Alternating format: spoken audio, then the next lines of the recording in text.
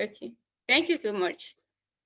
So it's a pleasure again to have you guys on this call. I'm really, really honored to have you guys on the call. And for the ladies on call, happy United Nations Day for the Girl Child. And for this year, United Nations, the theme is Girls' Vision for the Future. So the girls' vision. So the theme for is girls' vision for the future. So this now the United Nations is looking at the girls' vision for the future is the collective hopes and dreams and aspiration that the girls have for what the future could hold or should look like. And it highlights the ideas that young women are actively thinking about and shaping their own future. So society sometimes will want to make us believe that women are not aspiring, and that's why you see in our Nigerian society, we see that the girl child, or most of the girls' child, will be, oh, I want to marry an odogu, you know, I pray my husband becomes wealthy, but you're not praying for yourself to become wealthy. You're not working to become wealthy. So while our mindset is being limited, right? And then the UN, with this theme today, is reminding us of how girls have every potentials to excel in the world and generally in the tech space. So that's just our point of discussion today. And on the call with me today is, so I am Hannatu Angud and I'm a data scientist. I'm also a machine learning engineer. I am a kids tech educator. And we also have Iremide as a panelist on the call. She's a passionate data analyst. She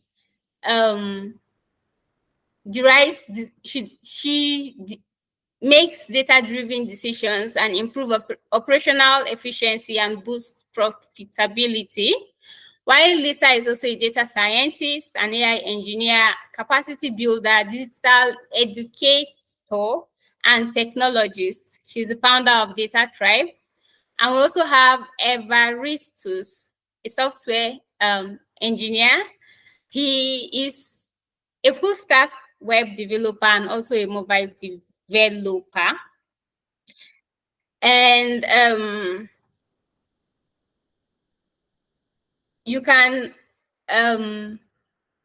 would like to meet you. Our audiences would like to meet you, so you can introduce yourselves again after the bio, which I've read out. And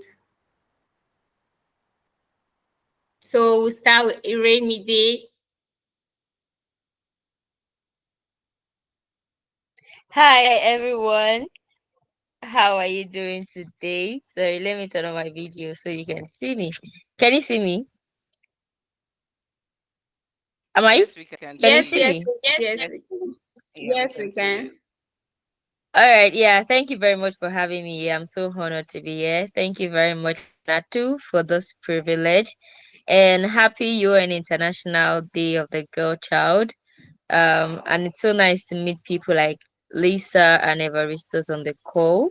Like Anatu, like I said, I'm the founder of Data Analytics A-Light Global Community. And we are a community that mentor and train aspiring data professionals in Excel, Power BI, Tableau, SQL, and Python.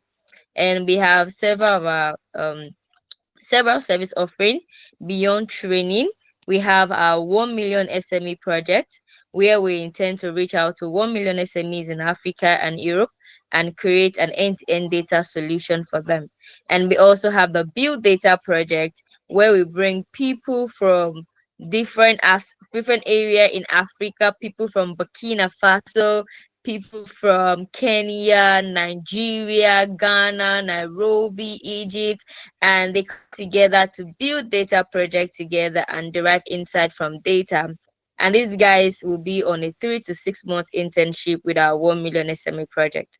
Thank you so much for having me on the call. I look forward to the conversation. Cheers. Nice to meet you, Iremide. We're happy to meet you. Lisa, please do us the honors. Okay, so let me also share my video with you guys. Okay. Okay, so my video is turned on. Okay, so good afternoon, everyone, and welcome to this important discussion on girls' vision in the future in tech. My name is Lisa Chuku, and I am excited to guide today's or to talk, be a panelist in today's conversation. So, as someone who has spent several years in the not like a lot of years in the world of data science, I think I've seen firsthand both the incredible opportunities and the unique challenges that women face in the industry. So I'm a facilitator, really, a data science facilitator. I'm a data scientist as well. And Data Tribe is something I'm playing with currently at the moment, although we have not started professionally yet, but we hope to start soon. So I am the founder of Data Tribe, and also we're working on several projects currently.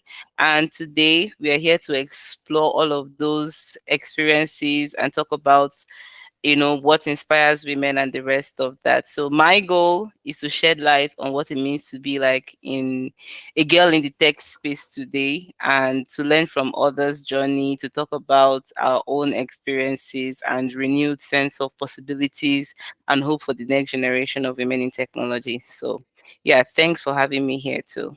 Yeah. Okay.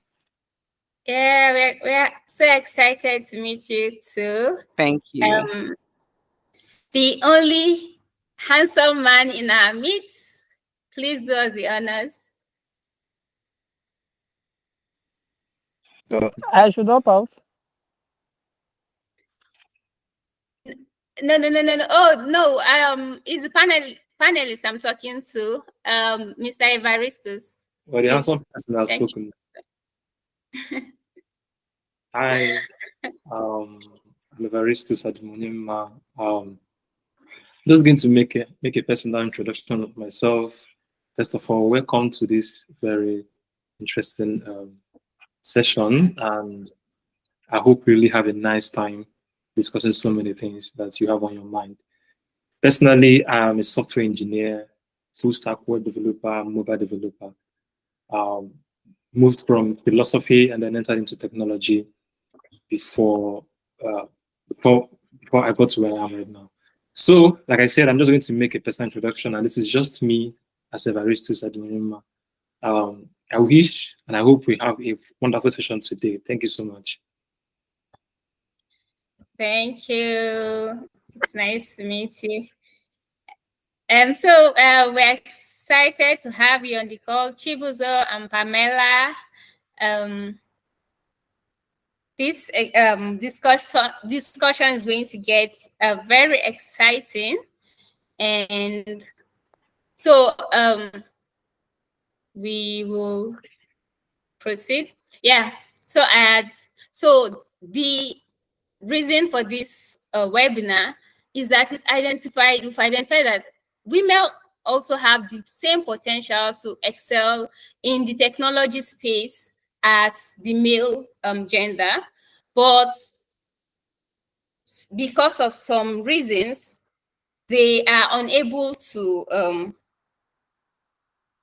participate fully and show off their potentials in the career, in the tech workspace, right? And so that's why we will be discussing. So it's just going to be a side chat. We are going to talk. And so first panelist, Evaristus, this question, I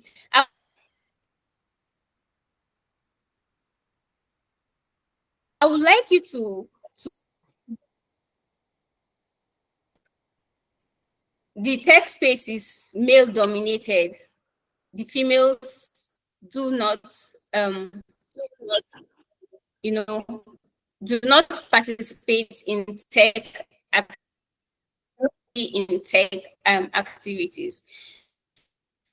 It's so someone might say it's a myth, right? So let us get. Do you think or do you believe that that is true? Um, well, personally, I think that when you talk about the tech space being dominated by males, it depends on the geography that we're speaking about.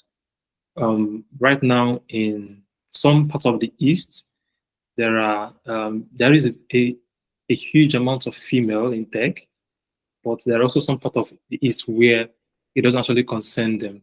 So I think it's best that we point out that when we talk about the domination of males in the tech space, you need to be specific about the geographical areas where these things are happening, because being able to specify that would actually lead to why the males dominate the tech space more than the females.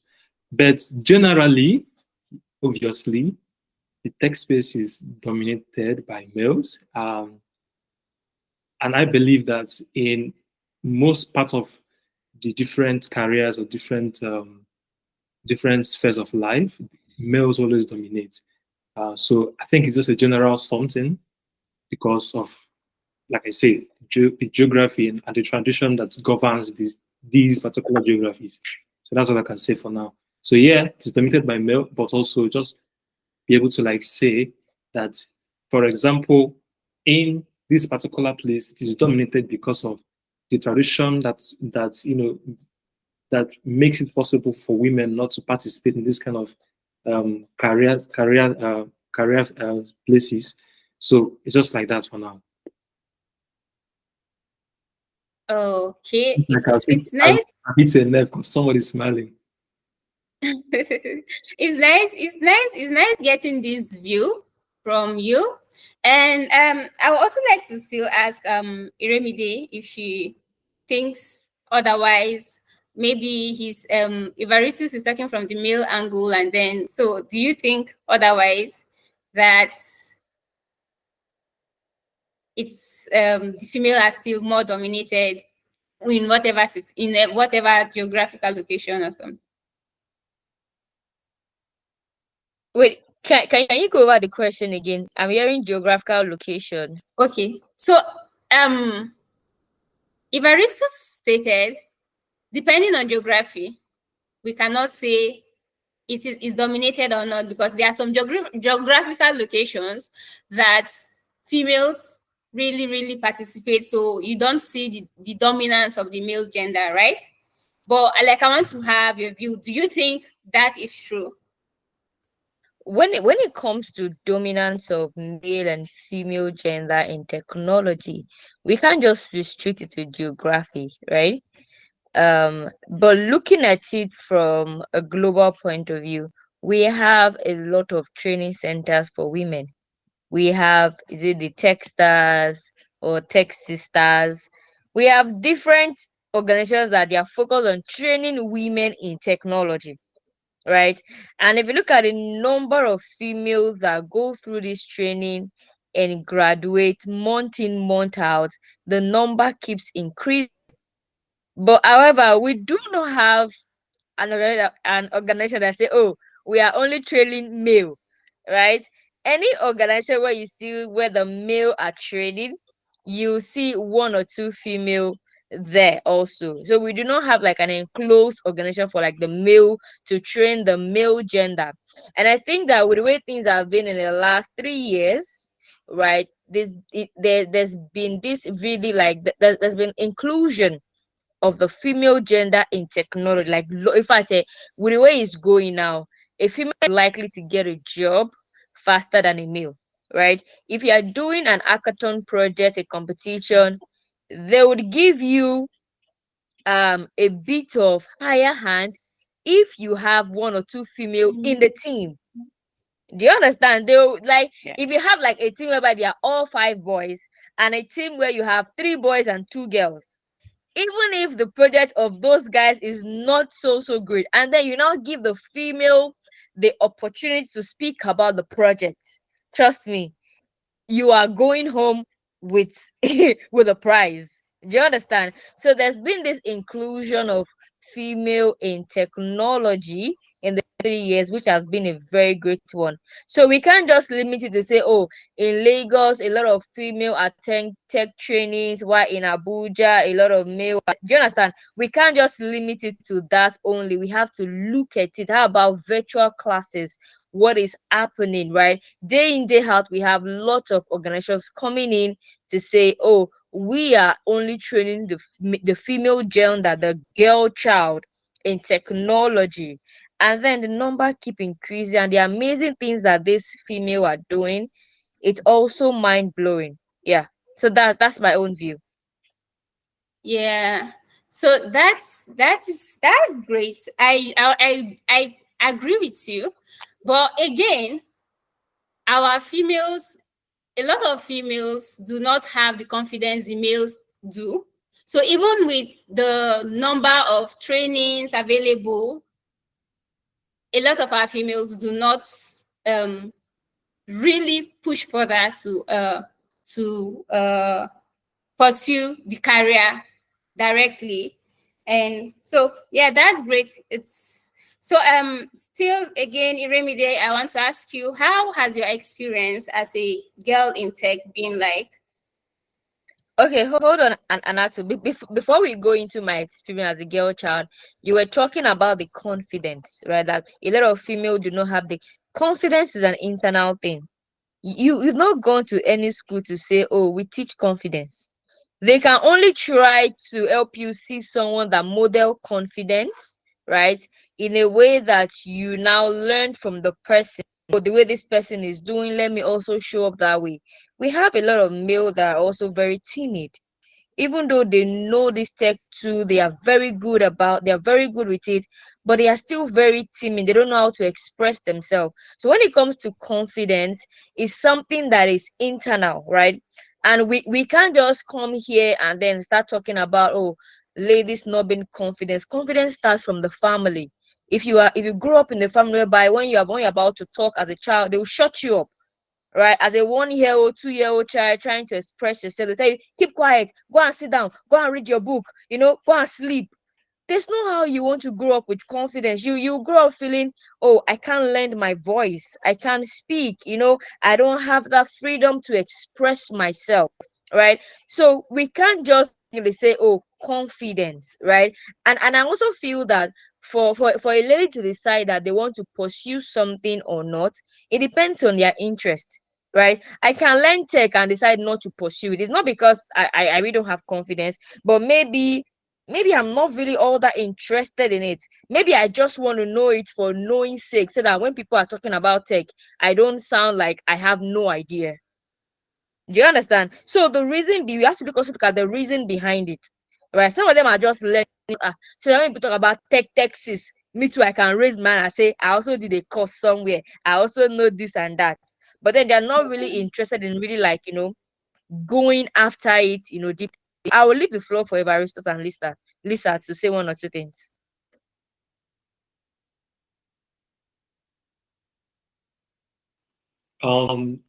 Thank you, Iremide.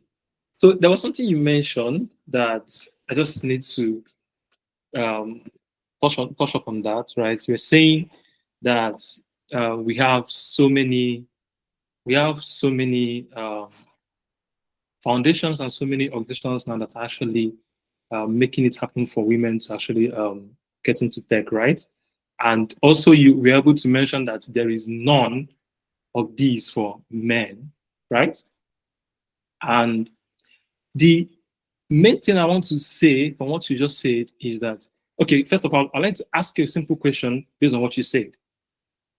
With all these foundations and all these organizations, can you still say that females are dominating the tech space globally now? I'm not going to talk about a particular region for now. Just globally, do you think that females are dominating the tech space? I'll say yes, because in the last 3 years, yeah, we have a lot of female, rising and coming up. Yes, I think the women are beginning to take their foot when it comes to technology. Or let's look at Nigeria for now. I think we've taken the oath from Anatu. So that Anatu have to raise up our own hand even on our own show. Okay. So Right? we can always have this conversation. So the idea is, of course, yes. I think both ways. If you want to check it both ways, we are all correct, right? So the idea is we want females who are thinking of pursuing a career in tech to know that there is every opportunity, there's every advantage for them to seize the opportunity to pursue a career in tech, right? So as Iremide has rightly said, there are 1,001 organizations training ladies for free without, they, in fact, let me use Tech for Dev as an example, because I went through the Tech for Dev fellowship, right? You're not paying a dime, and you're being taught, you're trained soft skills, you're trained in hard skills, so there are 1,001 opportunities out there for any lady, any girl who aspires to pursue a career in tech. So that's where we will end this one. And then, so Iremide, I still want to follow up with you and ask Anatu, we if are not sorry, Anatu. We are not. Lisa has a hand raised since. I So have my Lisa, please. hand raised and I wanted to okay, contribute to this part of the topic. Yeah, so can I go ahead? yes, Yeah. you do, please. Okay, so this is following up on what Iremide said about confidence level. I think yes, I agree with her on that confidence level. It's both like male, it affects both male and female, but mostly the females, because females are being shushed, whenever they want to make an opinion, especially in some cultures. And another thing I want to point out, another challenge I want to point out is the imposter syndrome, which is still affecting both the male and the female, because I'm pointing this out because I suffered from the imposter syndrome for a very long time. Despite having the knowledge, the skills, the accomplishments, I was actually I was on the right path, but then I started questioning myself, not because I was not confident, but because I had, can you hear me? Okay. So, questioning whether you truly belong to this space, if you're good enough, you understand, especially when you're surrounded by the male gender. Although, yes, women are actually dominating the tech space now. I definitely agree to that, because I think out of 10 out of, or say 5 out of 10 students I train are women. But the problem here is they don't actually really believe in themselves. You get that's having a skill and actually growing in that particular skill is definitely what we need to also emphasize on. People just come in, oh, I'm learning data science, I want to be an analyst, and then the rest of that. Sometimes the mindset they used to come in is not even the mindset they actually follow through with the program and the rest of that. Yes, so sometimes imposter syndrome can hit really hard. Pressure, wanting to know everything, wanting to be best at what you do, wanting to actually meet up. As a woman, I would say the imposter syndrome is kind of like more on us than it is on men, because there were times I hesitated to speak up in meetings, share my ideas, because I was afraid of either being wrong or not having the same technical depth as my colleagues. Yes, I had that fear. And I think a lot of other women out there do, and still men. Yes, a lot of men, the feeling of not measuring up, and even despite evidence to the contrary, it was a real mental hurdle. Yes, it was. So imposter syndrome is incredibly common and it affects both the male and the female. But I think our focus today is on how it affects the female and how we can actually break that barrier, especially amongst us women, how we can combat that imposter syndrome. I think, yes, you also mentioned that so many foundations are out there supporting women, training women, But then after the training, what next? That's the question that is not yet answered. Yes, one of the motivations behind learning or getting into tech is being able to be financially free. Yes. So when after that, okay, you're learning this and you're learning all of that and you're trying to balance up your work life balance and the rest of that. And there are, you don't have cases or places where you cannot implement or, follow up on this skill that has been learned. Like you said, foundations are out there building, like, structures for women to actually engage themselves in tech. But then after engaging in tech, what next? How many of these foundations, how many of them are actually following up on these people to make sure they stand strong and stand solid in that skill, applying it in the real world? You understand? And not just what's the word for it? Just maybe some made up projects or something like that that they actually work on. No. So there are no provisions for like real world internship placements after these foundations have actually trained them. For example, tech for dev, techstars, tech impactors rather. There are is it tech, sorry, Hanatu, what was the fellowship you went through? You understand? Yes, you actually went tech for dev. Yeah, tech for dev. Tech for dev. I think a long time ago I did Hamoye. I did Hamoye. ALX. I also did ALX. Now, after all of these trainings, there are no proper, placements. Okay, um after this training, we're going to place you here to work with maybe KPMG. We're going to place you here to work with this company to intern with, which is solidifying that skill. You understand? There is no opportunity, like limited, I would say no, there are limited opportunities like that in the tech space out there. So yeah, so for the things I've said, dealing with the imposter syndrome, I think we need to embrace comfort and actually probably even focus on that as we focus on, you know, impacting or making solidifying skills in tech for women and ladies out there. Yeah. Thank you for your contribution, everyone. Thank you, Lisa. Yeah, then I still want to disagree with you a little, then we'll move ahead. Well, it's just like going to school. You don't go to school and after you pay school, your school is giving you a work placement, right? So it is, yeah, you get trained. There are some of those organizations that actually help you in the soft skill, like train you in things that helps you to be able to stand out and get a job. But you,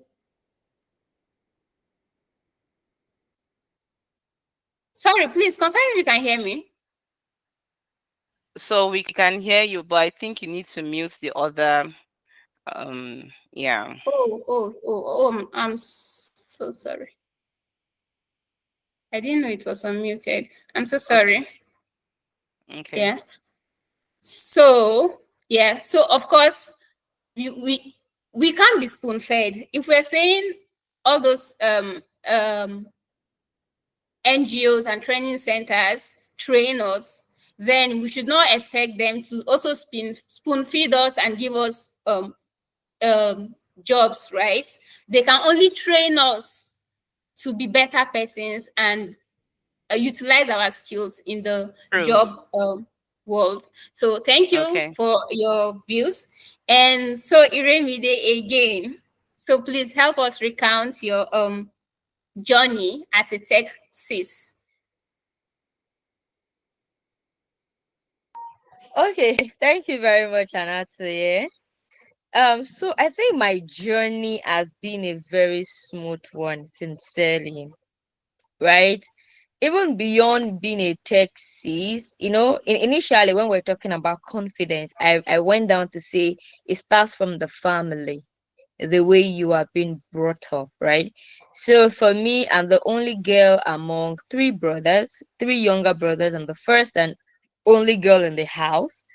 And you have to deal with man. Like the house is more like men dominated, right? So I was raised to do the same thing the men would do. Do you understand? So, and I was stubborn and tough while growing up, right? So that way I had natural confidence. No guy can come and intimidate me. Do you understand? Because even if I can't fight you, I have three brothers who would do you understand? Who would do it for me perfectly?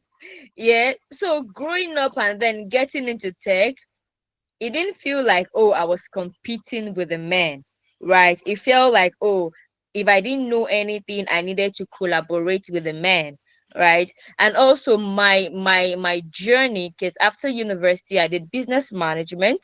After business management, I was doing marketing.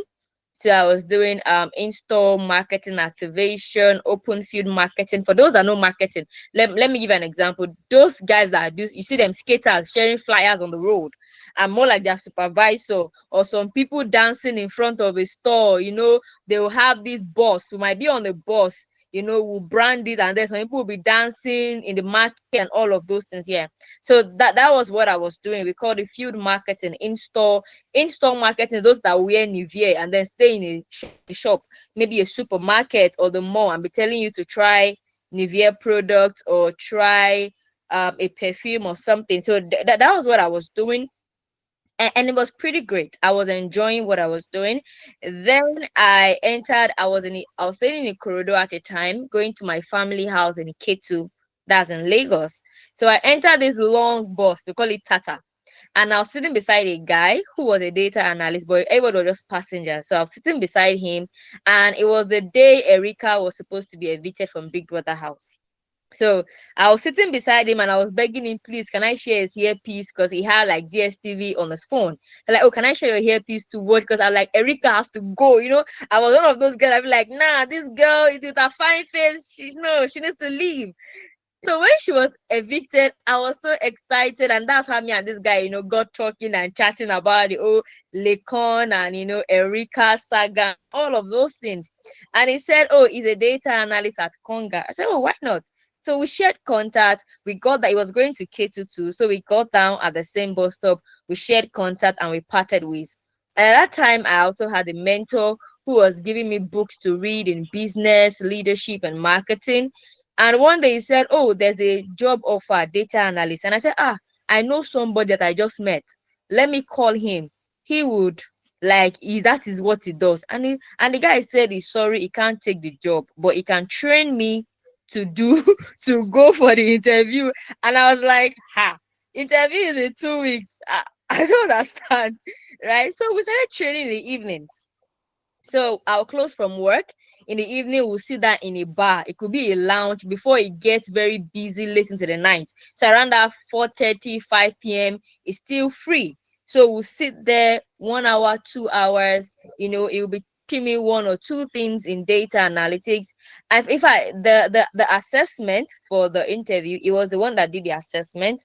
Then I went for the interview. I spoke about what I did, and luckily for me, I was able to get a job. So for me, my experience, with the male gender in tech as more of as actually be more of collaboration, right? So I met a guy who helped me, and everywhere I've gone, there has always been the male cheering me up to say, "Oh, Iwe, you are doing very well. Keep it up. If you need anything, we are here to support you and guide you." So for me, it's been more of collaboration all through. Yeah, thank That's you. that has been a very, very, very interesting journey.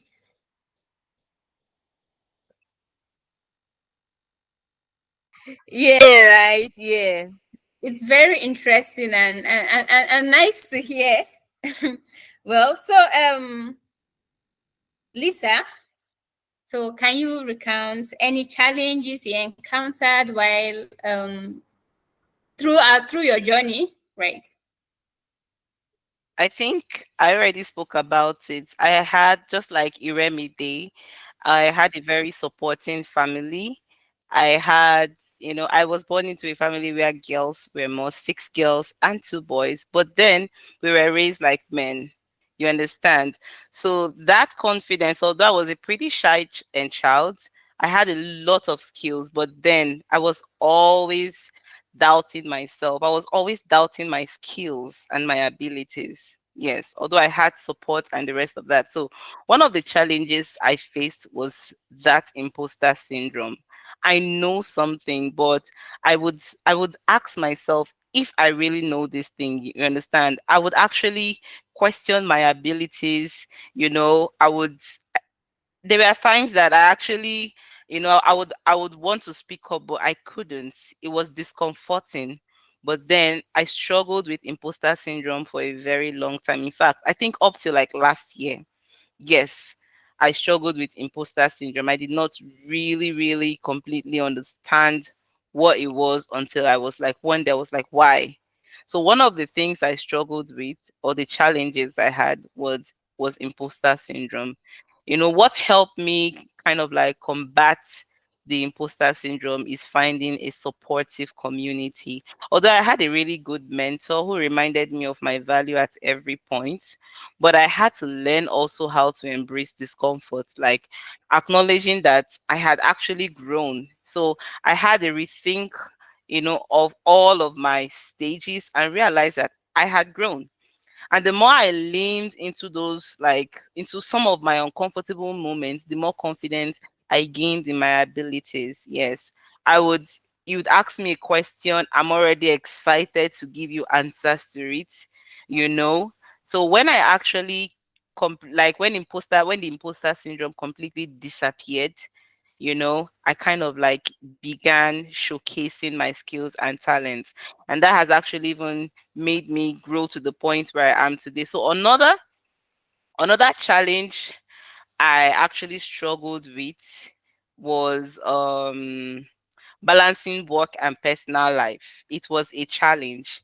It was like a challenge. It took me a very long time to balance my work and I didn't even really have a lot of things to actually, you know, that was going on in my personal life, but I had issues balancing them, you know. The complexities around, the managing expectations as at being a woman.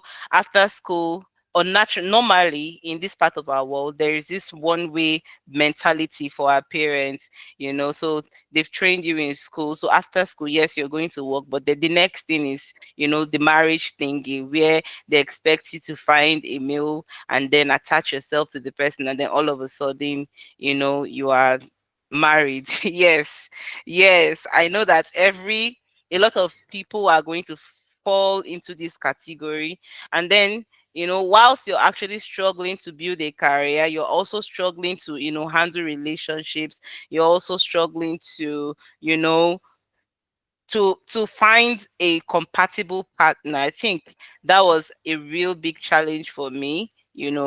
Yeah, I don't know if any other person experienced it, but I think that is also something that we need to talk about really, and encourage the other upcoming people, to realize that there is a way out of all of this. There is a way out of this. So I think those are my struggles. I didn't have a lot of like negative experiences. I didn't have a lot of other things. The only challenge I had was imposter syndrome, and then balancing the work and personal life, trying to find my own space, trying to build my career, even though I was trying to meet my own expectations and other expectations that were implanted in my head by society as well as family.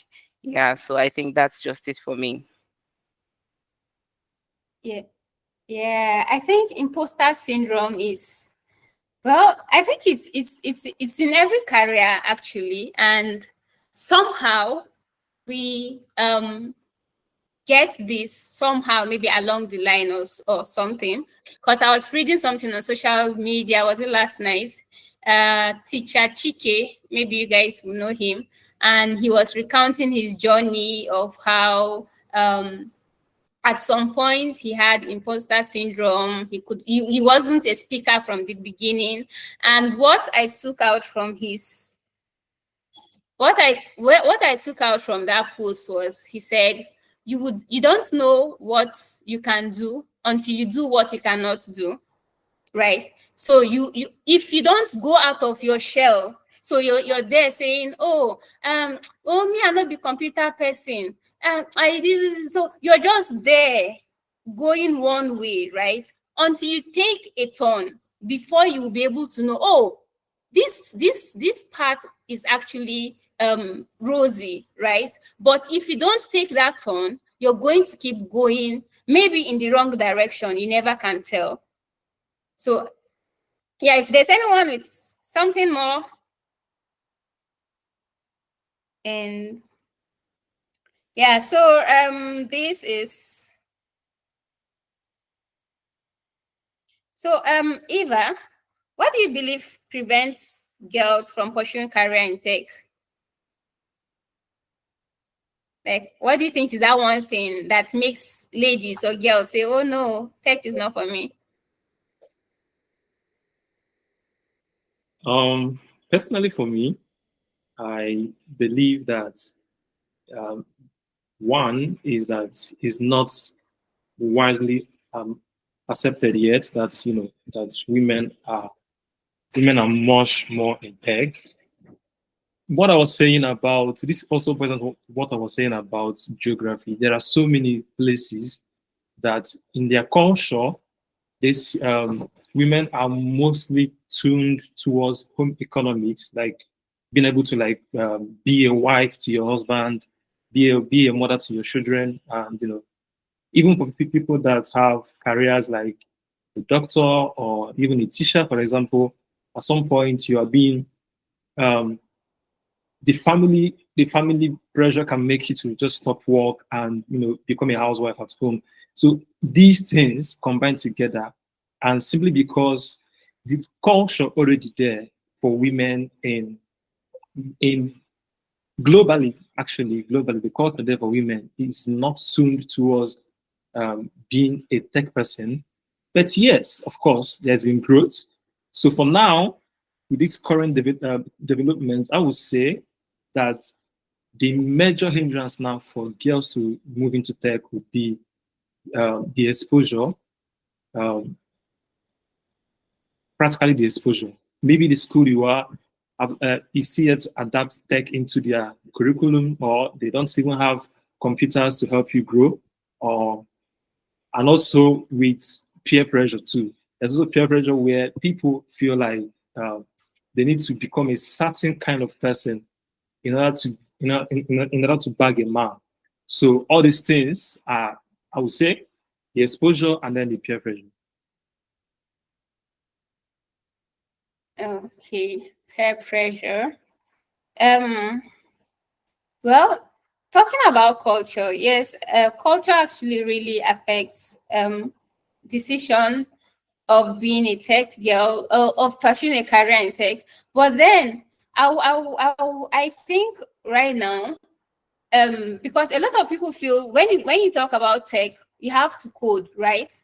But there are a lot of careers that you can do without even coding. So right now there are jobs like community manager, digital marketer. There are jobs that are not as like coding. So I think women, or we need to explore more to know all the career paths that are there, because I what I tell people is that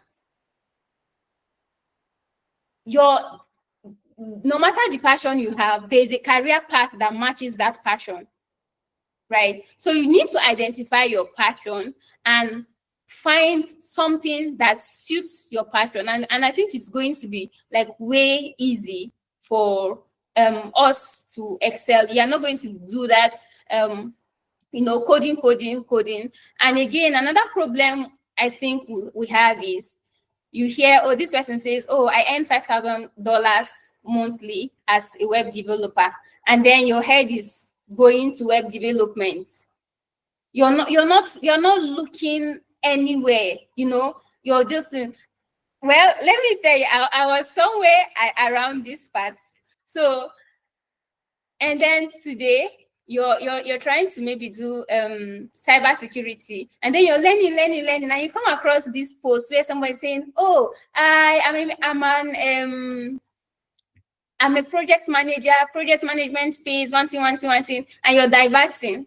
So before you know, you're taking 1,000 courses and you're not specialized in one, right? So I think we should be able to identify our interests and then stick to that interest and, just focus. Iremide, you have your hands on. You want to contribute? Yeah, before me, I think Evaristos has his hand raised. Let Evaristos go first and I'll go after him. Okay. It's ladies first. Thank you very much. It's ladies first, my dear. No, I was just joking. You can take your turn. I know it's ladies first now. Okay. Ladies first, please. Okay, because you might not end up saying what you want to say. You understand? All right. So yeah, thank you, Anati, for talking about passion, right? And I know we are talking about tech here, but then I think we also need to state that not everyone has to be in tech. If your passion is not tech, don't fight it. You don't understand? And the way you know, I really don't know where we're going. I'm going back to the formative period of a child. So we're talking about girls, right? International Day of the Girl Child. So it's important for us to go back to that moment where you are 2 years. Some of you on this call need to really sit down and reflect what you were doing when you were 2 years old, 3 years old, 4 years old, 5 years, up until 16 years old. Right? Some of you, once your mom buys a new gadget, you are the one that will open everything. Like you dismantle and remantle in a way that pleases you. Do you understand? Some of you like playing with wires. You just start connecting wires together, you know, and some of you are very good with calculation. When they bring things about differentiations, when they say a ball is coming from the top, is about to land to the floor, calculate the area of the centimeter and the blah, blah, you will sit down and then write all the dy dx to find it, right? So that shows that you have a likely passion, right, to really be in this tech thing and to be dogged about it. Because really with tech, you need to be a bit dogged. You can't just go in the way you can't learn tech the way you learn finance. And the reason why I say that is with finance, you see all those your is it ISA or whatever, all those rules, they don't change, right? The rule for amortization has been since 1900 and it will be in 2040. It doesn't change. Or even if it will change, it hardly change. The way the way balance sheet, profit and loss, income statement, cash flow, it has been the way it has always been, right? And there's a likelihood that in the next 10 years nothing is going to change. If you just learn the rudiments of accounting, you can keep going that way. Nothing is going to change. But in tech, as you are sleeping at night, you can wake up the same way we slept at night in Nigeria, fuel was 900, and we woke up with 1,200. That's the way you can be in tech. You can sleep, and then the next day you're hearing Google is launching one thing and then throwing everybody off balance. Sorry, I need to cough. Sorry. Thank you. So Google is throwing everybody off balance, right? Or AWS is bringing something entirely new. Our world is changing.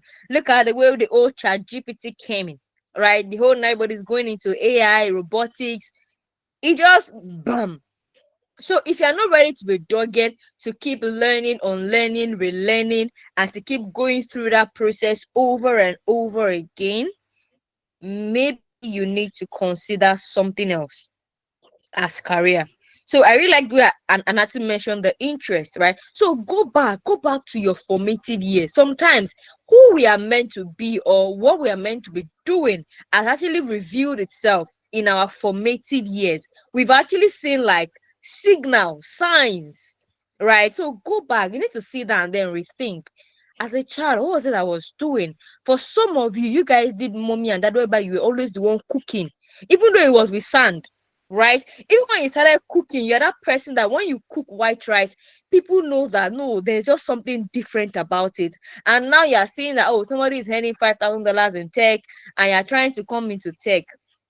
See, if you go to Lagos, because I'm currently in Lagos, if you go to Lagos, go to Idumota in Lagos, there are these women that sell fabric, right? Like they sell this Ankara lace. These women are selling like millions day in, day out. You see shoe Mhm. cobblers making millions day in, day out. And thank God for Vicky James and the likes. You see the way fashion, right? With technology, they're adding down is the social media aspect of the technology. So you don't have to code, you don't have to, put yourself in like a very tight corner because they say tech, everybody's going into tech. So you don't have to put yourself in a very tight corner, right? Go back to your formative years and look at what is that thing that really interested you, that was so easy for you to do, right? And then trace yourself back. If you're not currently doing that thing, trace yourself back to that thing, right? And if you can do that when it comes to thriving and then making it as a girl child, if all of this imposter syndrome, lack of confidence will not be there, because this is something that you just do it by default. It's automatic, right? So even if you're not even speaking, the talent speaks for itself and people can see it on you, right? So we really need to sit down and then go back to our formative years. For those of us that are really tech inclined, like for me, I love mathematics and physics were my favorite course in secondary. Like I was that good in mathematics, physics, further maths. Even when my friends would say, further maths is very hard for WAEC, I said, I want to write mathematics and further maths. People were looking at me like, why? Mathematics alone is enough. Is you now want to do further maths again in WAEC? Like, just why? Do you understand? But because it was something I enjoyed doing. And so coming into data analytics, there is no calculation that will be too difficult for me to crack, because automatically I'm that person that sits with calculations and try to get the end of it. So whatever it is I do in tech is easy. Right. So we also look at the ease of what you're doing. Is it easy for you, or are you striving day in, day out, just to do it? Yeah. Thank you. I really want to keep pushing because we are even past our time. And I That's think, great. yeah, let me just keep it there. Yeah. So, yes, we'll be rounding up soon. Evaristus, please. All right. Wow. I feel like I'm the only person who doesn't sleep much on this call. Quite interesting. Yeah, a man. Anyway, You keep your words short. so I just wanted to point out something you said, and then something that Irene just said, right? So I'll start with what you just said now. You talked about people going back to what they were doing back then when they were kids. But I also like to point out that as you grow up, interests begin to rise, or you can develop more interest in something else. You can even throw away the older ones you had when you were kids. And also, as you grow and you become more exposed to so many things, you begin to find your passion in so many things that you thought you were not going to do when you were still a kid, right? So I would say that in as much as I'm telling people to go back to what they were doing when they were kids, you should also tell them that is not the pass mark for can be in future. Life doesn't start or end at that particular level. They can still find something that they are passionate about right now and grow on it.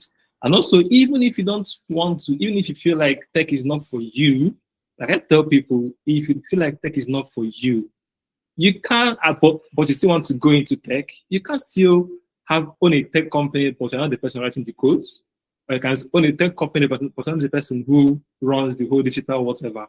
Right? We have somebody like B Lord, who's not a techie, but he owns a tech company, and he has multiple of them. So it doesn't really mean anything. The bottom line is that I feel like people, once they have an idea of what you want to do with tech, if you don't really know how to do the hard work, You can get the money and get people who knows how to do it for you. The important thing is that you have an idea of what you want to do in tech and you just do it. But if you're looking for tech, if you're looking at tech as a career path and you want to move into tech as a career path, they should be ready to do the work. Even for people, even Hanatu was saying that you mustn't do code. Tech is not all about coding. Yeah, tech is not all about coding. Even right now we have so many no code tools that allows people to like develop websites and develop apps without even typing the whole jargons of whatever. So I feel like if you still want to move into the tech part, but you don't want to do the hard work, you can still use the existing tools that the world is evolving. And as the world is evolving, things are coming up to make life easy because the end goal of tech is to make life easy. If you want to make life easy, then there's no need for tech. So even if you still want to move into technology, but you don't want to do the hard part of it, you can just get the existing tools, use them and do what you want to do. There's so many of them on Fiverr. There's so many of them on these gig companies that makes it possible for you to like get job. They create websites without typing the code. They do so many things without typing the code. So life is still easy if you still want to get into technology. But coming to what Hanat was asking me as the things that hinder girls into moving into tech, like I was saying, is more of the exposure. So many persons, as of 2001, somebody sent me a link of ALX, somebody sent me a link of HNG, right? That's the name. Yes. Somebody sent me a link of Old School Africa, like send me like 5 links of these things because as of that point, I was trying to get into I was trying to learn a different language in technology. So, sorry, in programming. So he sent me all these links and I went through how to like do my research. Of course, normally just do my research to see which would give me what I'm looking for. But at the end of the day, none of them would give me what I was looking for. So I had to like throw them away and I had to make my own research. So what I'm trying to say is that exposure is very, very important. Exposure is very, very important. If there is no exposure, you would never get to know what that thing is all about. It's only when you know that this thing exists, that is when you can actually make use of it. When we were kids, I remember growing up then, we're still using Nokia Touch. Nobody knew that there was something called Android phone then. But people were using Android phones to make calls, to do so many things, but we didn't know. We're still using Nokia Touch, BlackBerry, also Nokia C3, and whatnot. Till we actually saw somebody use Android phone. That's what we were like, oh, this thing exists. Oh, let's go and buy it. So it's only when you are exposed to a particular part that you actually know that this part exists. I was speaking to somebody about the person was telling me that he wants to create an app, but he doesn't know how to type the whole code, and he doesn't even want to learn the Android part of it, the Java part, or the iOS part of it. And I said, oh wow, there are so many no-code tools you can use to create an app, and they work perfectly well. So many companies are using it, and you can even create it for free. Simple like that. So all I'm saying is that exposure is very important. If these kids are not exposed to what technology can give to them, if they don't know the exact the roots of what they can gain from this technology, they can never venture into it because they never knew. You can only go into what you know about. So that's what I wanted to say. Yeah. Okay, Lisa. Okay, so to build up on what Eva said on exposure, I think a strong community helps. I think when it comes to community is very relevant in impacting all of these knowledge into people. You get, so identifying a lot of people they don't see the reason or the need for that, but trust me, community actually helps, because with community, with being in a good and relevant community, in the right community, you have access to information, you have access to people answering your questions, really. So I had a student, and this student is like, oh, okay, I'm finding it difficult with this, I'm finding it difficult with this. And I'm like, what communities have you joined? What boot camps have you passed, put yourself in? And although we may not wait for people to, get to the age where, they start making decisions for themselves, as parents, you see that for parents take a lot of um care when it comes to like getting the girls to the salon, getting the boys to play football and the rest of that. But starting with engaging children in relevant communities at a very young age is actually very important, even at this time, especially now at this time. So I just want to encourage us and every other person out there. Communities are very important. Putting yourself in the right place that has the right, access to information and every other good thing is very important. It can actually it can boost your career, trust me. Where you have right access to information and the rest of them, even upgrading skills, even communication, networking with other peers, other people, even in other departments or other career paths, can actually even influence your growth positively. Yes. So there's no naysay when it comes to like engaging in the right community. So that's just what I wanted to add, to what Eva said. Engaging in the right community, identifying the right community, identifying the right people, networking, throwing yourself out there too actually helps. Yeah, so that's just what I want to add to that. Thank you so much, Lisa. Thank you so much, Eva. You guys have really, really done justice to the topic. You can never underestimate the power of community. Not just in tech, not just in tech. Community is everything. But if you decide that you want to work in isolation, that's good for you. But what you can achieve with a community in 1 year, I am set, let me to a certain level that you cannot achieve it in 2 or 3 years. Community makes life very easy. Right. So I've tested both sides. I've tested working in isolation and being in community. And I'm telling you facts, right? Even though there might be a minute number of people who have excelled in isolation, but I can tell you that if they were in a community, their success would have been faster than how long it took them to attain the success. So thank you so much. We fast spent our time, and then so this will just go very quickly. Eva, please, I want you to give an advice to that girl who is considering starting up a career in tech, but she's waiting for that perfect time to begin her career. Mine just starts now. Just starts now. Now it's perfect. Just start now. There is never a perfect time to start. There is never a perfect time to start. You just need to start now.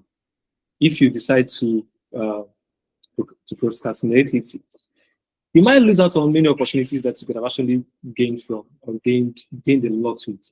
So just start it now. Even if you don't have the time, you can take it poco a poco, little by little. You won't kill yourself. Don't kill yourself because of tech.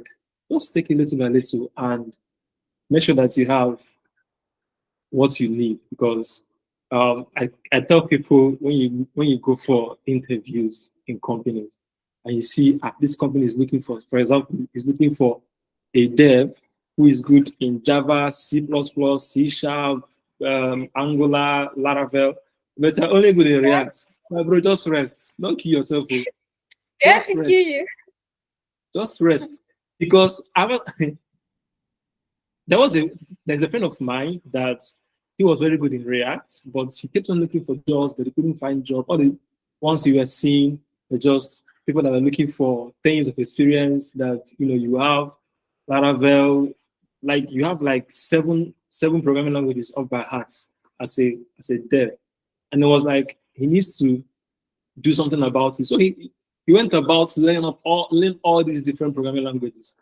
And for each one he learned, if you try to apply again, you see that they have increased their requirement to something else. So the guy was like, I don't know what to do again. And I told him, bro, you're looking at the wrong places. There are actually companies who are just looking for somebody who is good in HTML and CSS. But you're looking for somebody who is looking for somebody with all these things. So all I can say is just start now, take it little by little. If you learn one, apply, start experimenting with it, actually build the experience on it. That's the most important thing, because experience is what people are looking for, not whether you can do the job or not. Have you ever done something? So you need to start now, learn it, and then do it, practice it so that people can actually hire you. That's what I can say. Okay, thank you, Eva. So that's actually true. A lot of people want to have the perfect gadgets. You want to start with a MacBook. You want to learn everything. So you can't learn everything, and you can't. Why do you want to start tech? Maybe you want to start web development, and you're aiming that you must get a MacBook first, and the MacBook say maybe is 2023 or 2022 model MacBook. Please go and get a server system and start learning with it. So those are the things that make people delay waiting for the perfect time. You want to have, everything sorted out. You can't have everything sorted out actually. You just start and things will keep unfolding, and before you know, you will get that perfect point you want to get to. Yeah, so this is for Lisa. So what advice would you give to a girl who is surrounded by naysayers? Those people who will tell you, no, you can't do tech. You're better off a chef or a hairdresser or something. Okay. So my advice would be to trust yourself and to trust your passion, because there will always be people who will doubt you. There will always be people who will doubt you. People will suggest that you're not cut out for tech because of your gender, but don't let that discourage you, truly. The tech industry is vast. For I always use myself, if whenever I can, as a like a case, it's a case study.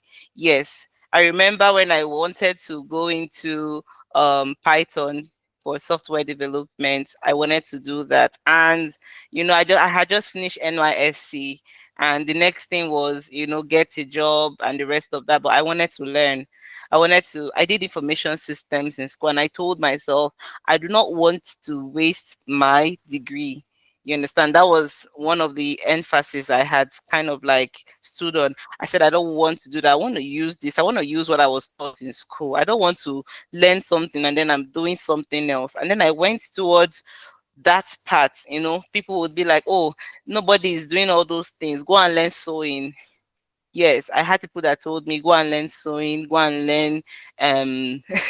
It's funny, right?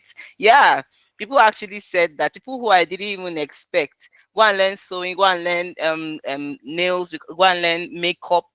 Yeah, But then I didn't let all of that discourage me. I had my own perspective. I had what I saw. I always tell people that if you have to believe in the beauty of your own dream, because your own unique experiences, your own talents are your own greatest assets. And they have the power to change anything, to change the game, to change whatever people will think. And just like I always emphasize on supportive community, my advice is, find a mentor, whether it is a woman or a man in tech, or allies, who is these people are going to help you. They are going to offer you guidance. They are going to uplift you and remind you of your capabilities.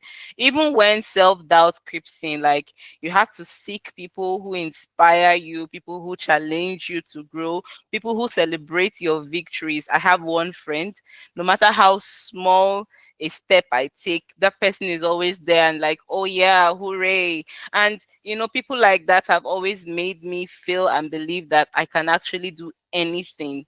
You understand? So a very good community is going to help you thrive. Yes. So don't be afraid to take up, you know, space and set your own paths. You don't have to fit into anyone else's, molds or conform to any outdated expectations. Yes, I call them outdated expectations because they are really outdated. The beauty of tech is that it's always evolving, and so there are people that are in it that you see evolving, you understand. And I want to remind us that we are perfectly capable of succeeding on our own terms. Don't let shy creep in. Don't let imposter syndrome kick in. Don't let shame or all those things. You have to break your own barriers and break barriers that have already been set up on your path. Setbacks definitely will happen, just like writers. There's this thing they take, is it sabbatical or something, that break they take whenever they don't kind of like get to publish a story or something. It happens to the best of us. So if that happens to you, remember that there are tough days. You got to stay focused. You got to lean on your goals. Like, oh my God. So my advice is to trust yourself, really trust your passion, surround yourself with a good community, never ever let fear creep in, and never underestimate the value you bring to the table. Yeah, so that's just it for me. Yeah, thank Thank you you. so much, Okay, Lisa. That was amazing. thank you. So we have Erisi. Sorry, I've murdered your name. Please, you have your hands raised up. Can we hear from you? Oh, okay. Good afternoon. I wanted to talk about the like ridiculous expectations that these companies have during job search in tech, because there are some times when you are looking through, like as a data analyst, I was looking through some expectations that some companies put, and I saw C++. plus plus. I was like, ah, what does C++ plus plus has to do with data analysis? What are we learning in that? Somebody who said Java. I was like, okay, yes, but C++. Plus plus. And there are sometimes people like, ah, why all these requirements? I think that's part of where imposter syndrome also starts too as well, apart from your childhood, like the way you were raised up. Apart from that, that's another way of putting that you see that you do not meet this requirement and you're like, ah, that you cannot meet it. But though a lot of people did give like advices that as a data analyst you should first start looking for jobs in startups because it's easier getting jobs there than existing companies. I also want to ask a question pertaining this, like the expectations that are given by company. For like, how do we manage that? Because sometimes it is getting too much. The requirements. Sometimes some of them it feels as if they'll soon ask that you should drop a leg or an arm before they will give you the job. Yes.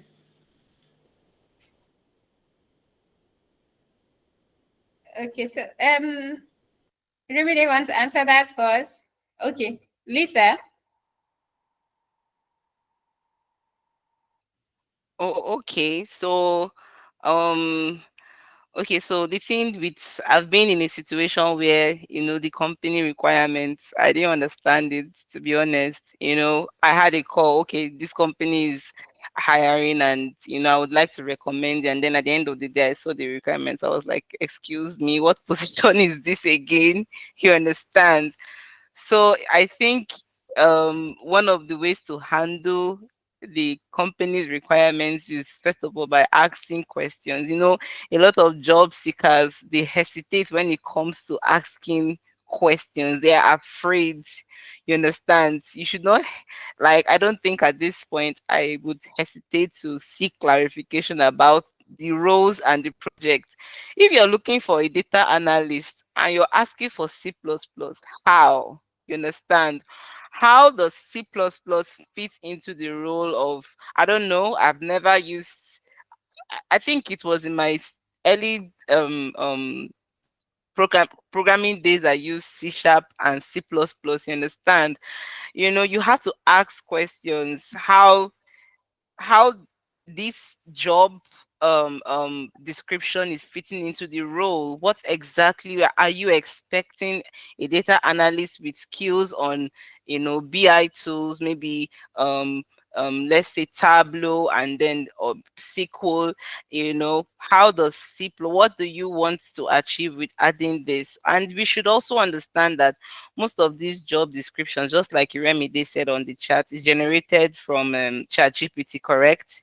Yeah, you understand. So I think asking questions, understanding the company goals too. So if maybe they generated these job descriptions using ChatGPT, you understand, you ask them questions and surrounding the job descriptions they have given, if they actually even understand, because sometimes these companies, they don't just understand a lot of things. They just put out stuffs there. You understand? Communication is very important. You have to ask questions, and set and then be realistic. You have to make them realistic too. So in as much as, I don't know for people, but I think I'm too bold. You understand? I used to be not this bold, but right now I have to be. I think that's just it. Communicate, ask questions, no hesitation to seek clarification on what the role is about, and what they actually want from you as a data analyst. So if they set unrealistic standards, I mean, yeah, just I think one of the ways to handle that is to ask questions. And then another way is knowing your limits. You understand? Knowing your limits as an analyst. You have to learn. Some companies, they combine roles. Trust me, they want you to do this. They want you to do the role of an analyst, role of a data, because they feel like every of these data analyst, data scientist, data engineer, they're all one thing. So they want you to fit into the Oh, um yeah, you that space of being everything. So you have to establish boundaries, know your limits, learn how to say no. I know that we are all in the space where we want something better, but then yesterday was World Mental Health Day, and I'm very big on mental health. I do not want, I don't like seeing people being in a toxic space. So for you not to, be in that toxic space, you have to ask questions, you have to know your limits, establish boundaries, and learn how to say no and actually negotiate. Yes, a job is a job. There's room for negotiation too. Yeah, so I think that's how I would handle such situation. Yeah. thank you, Lisa. Well, very well spoken. And this has been a very, very fun and interactive session. And we've spent an extra 30 minutes from our scheduled time. And again, we've also exhausted our program list. So it has been an amazing session. And well, so because we're talking about the vision of girls' vision for the future, right? And then it is said that the future is tech. So if the future is tech and the girls are the vision of the future, it means that the future is also girls in tech, right? So we thank you, as speakers, for making out your time to really, really enlighten us and make this session a very interactive session. Well, the floor is open if there's anyone who has any questions, further questions.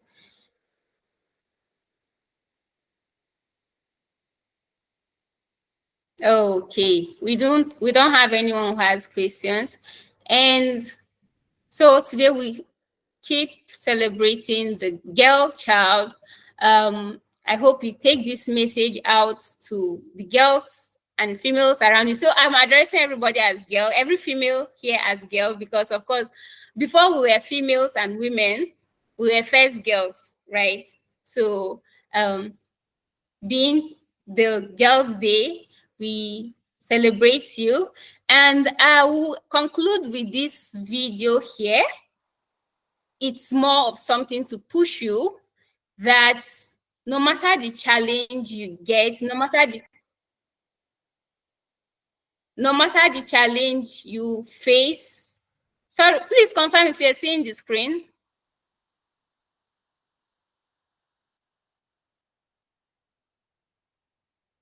Okay. Please confirm if you can see the screen. The video screen. Okay. So this, I know you must have seen it a couple of times somewhere on social media, but this video is just a reminder for you that you can push through every obstacle that comes your way. It might not necessarily be in the tech space, right? So I just want you to leave here motivated with something. And what if it's too hard? I'm gonna push through. What if it's too rough? I'm gonna push through. What if it's too tough? I'm gonna push through. What if you're just too young? You're not good enough. That's not true. Why? Because I can do anything I put my mind to. I believe in you. Shut up. Believe in yourself. Hey, tell me why. We push through anything we put our minds to. yeah, so substitute this with any challenge that you have that is posing as a challenge. If it is a marriage, if it is your family that is after your life, that leave this your tech career, go and marry, substitute it in that video, right? You are going to push through. If it is finance, whatever challenge that you're having, substitute it in there and tell yourself that you're going to push through, because your mind is made up, and whatever your mind is set to, you are going to achieve it. So thank you so much for joining the call. Our panelists, if you still have something to add, you can add, but from me, there's nothing more.